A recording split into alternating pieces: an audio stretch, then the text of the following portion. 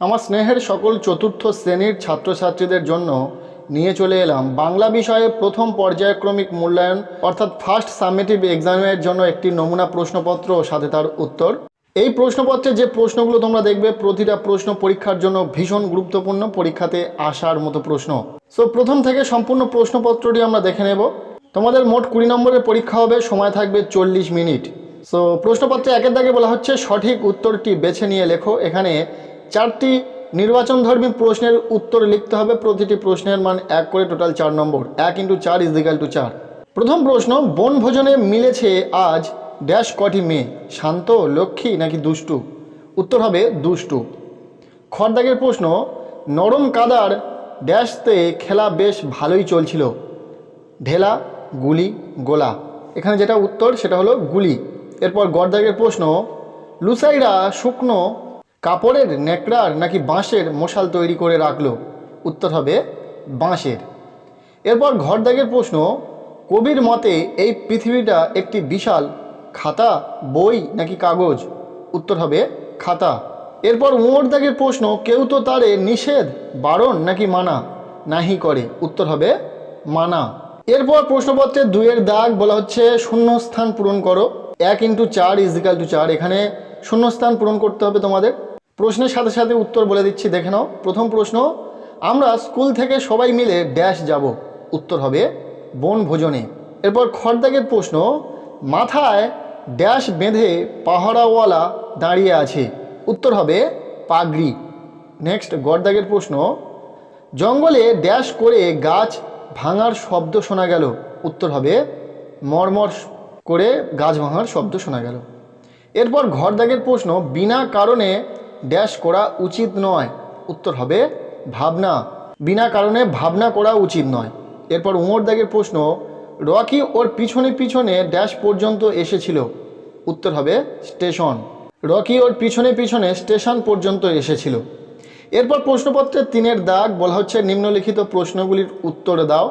1 × 4 = 4, অর্থাৎ এখানে প্রতিটি প্রশ্নের মান রয়েছে কিন্তু 1 নম্বর করে। যেহেতু এখানে উত্তর সহ প্রশ্নগুলো বলে দেওয়া রয়েছে, তো প্রশ্নগুলো দেখে নাও। প্রথম প্রশ্ন, পাঠশালা শব্দটির একটি সমার্থক শব্দ লেখো। উত্তর হবে পাঠশালা শব্দটির একটি সমার্থক শব্দ হলো বিদ্যালয়। খর দাগের প্রশ্ন, পাকোয়া নদীর বর্ণনা দাও। উত্তর হবে পাকোয়া নদীটি ছিল 70-80 হাত চওড়া এবং 1 কোমর জলে পূর্ণ। এরপর গড় দাগের প্রশ্ন, কোন ট্রেনের টাইম টেবিল অনুযায়ী চলার প্রয়োজন হয় না? উত্তর হবে মালগাড়ির টাইম টেবিল অনুযায়ী চলার প্রয়োজন হয় না। এরপর ঘর দাগের প্রশ্ন, লকে পার্শ্বিক ধ্বনি বলা হয় কেন? উত্তর হবে ল উচ্চারণের সময় জিভ দাঁত ও দাঁতের উপরের তালুতে উচ্চারণের শ্বাসবায়ু পুরোপুরি বাঁধা পায় না, জিভের 2 পাশ দিয়ে বেরিয়ে যায়, তাই লকে পার্শ্বিক ধ্বনি বলা হয়। এরপর উমর দাগের প্রশ্ন, কর্মী হবার মন্ত্র কি? উত্তর হবে কর্মী হবার মন্ত্র হলো কাজে দক্ষ হওয়ার উপদেশ। এরপর প্রশ্নপত্রে রয়েছে 4-এর দাগ বলা হচ্ছে নিম্নলিখিত প্রশ্নগুলির উত্তর দাও। এখানে 2 নম্বরের প্রশ্ন রয়েছে। 2 × 4 = 8। প্রশ্নগুলো দেখে নাও, উত্তর সহ রয়েছে। প্রথম প্রশ্ন, পাঠশালা যাওয়ার পথে কথকের মনে কোন কল্পনা জেগে ওঠে? উত্তর হবে পাঠশালায় যাওয়ার পথে কথকের মনে ফেরিওয়ালা হয়ে ফেরি নিয়ে বেড়ানোর কল্পনা জেগে ওঠে। এরপর খর দাগের প্রশ্ন, মালগাড়ি হয়ে কবিতার কথক কোন সুখ অনুভব করতে চায়? উত্তর হবে মালগাড়ি হয়ে কবিতার কথক স্বাধীনভাবে কোনো টাইম টেবিল, কোনো নির্দিষ্ট লাইন ছাড়া অশেষ চলতে পারার সুখ অনুভব করতে চায়। এরপর গড় দাগের প্রশ্ন, কিভাবে পট গুলটিসের গুলি তৈরি হতো? উত্তর হবে ছাদের এক কোণে খোলা জলের ট্যাঙ্ক থেকে গঙ্গামাটি তুলে জমা করে রাখা হতো এবং তার থেকে লেখিকা ও তার ভাই বোনেরা গোলাগুলি তৈরি করত। পরে চাকর বাকর যখন দুপুরবেলায় বিশ্রাম করত, তখন তারা রান্নাঘরে ঢুকে প্রায় নিভে যাওয়া উনুনে গুলি গুঁজে দিয়ে আসতো। এইভাবে নরম কাদার গুলিকে লাল করে পুড়িয়ে পট গুলটিসের গুলি তৈরি হতো। এরপর ঘর দাগের প্রশ্ন, রান্না তাদের শেষ হলো যেই, তাদের রান্না শেষ হবার পর কি হয়েছিল?